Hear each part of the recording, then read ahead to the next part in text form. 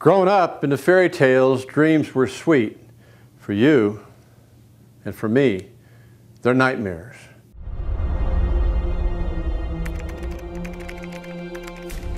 I used to say to myself, sitting on the bunker, if I had one hot meal a day, 6 hours of sleep, and no one trying to blow me away, I'd never want for another thing. And I came home and had all of that, and much, much more, and what we've all felt, the responsibility to live a life for those men who couldn't. And it was hard. And I'm not completely over that war in my life. I probably never will. Somebody asked me one time, when were you in Vietnam? I said, last night, in my dreams. The dream is so vivid. I wake up, my heart's pounding, I'm in a sweat, my wife is wondering what's going on. And I wake up to the screams of those men, the screams of the men I couldn't help, the men I couldn't keep alive, trying to stop the bleeding, trying to stop the dying, trying to kill enough enemy to feel good, but the more I killed, the worse I felt. Sometimes I get into one and I just can't, I just force myself to try to wake up. I can't wake up, I can't wake up, they're coming, they're coming. And the screams, I'd wake up, were my own screams. I've got some suggestions on how to deal with the dreams. Most of them have gone away, I'm thankful for. I still have some from time to time, but for the most part they're gone. But when they come, I've learned a couple of things. Number one, get up, get out of bed. Wake up, get out of bed. Go to a room, you can turn on the lights and refocus.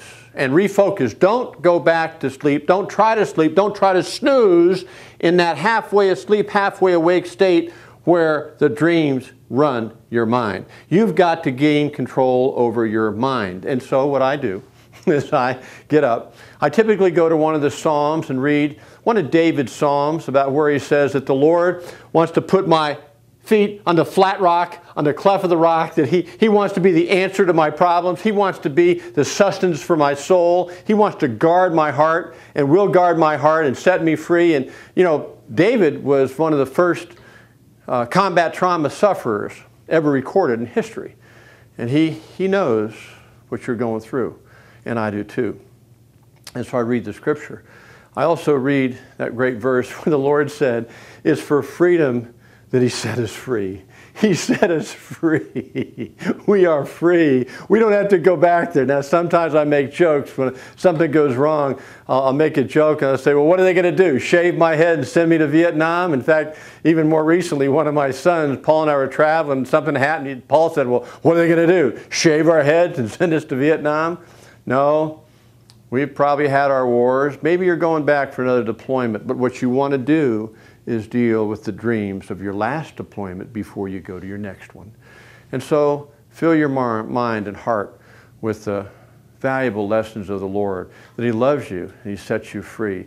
Also, I try to write some things. I write a thank you note to one of my kids. I write a note to somebody who's helped me. I try to read, write, and think positive things, and then go back to sleep. And often the sleep will come without the nightmares. So, warrior, I know you've been hurt. Ones around you have been hurt, and you dream about them.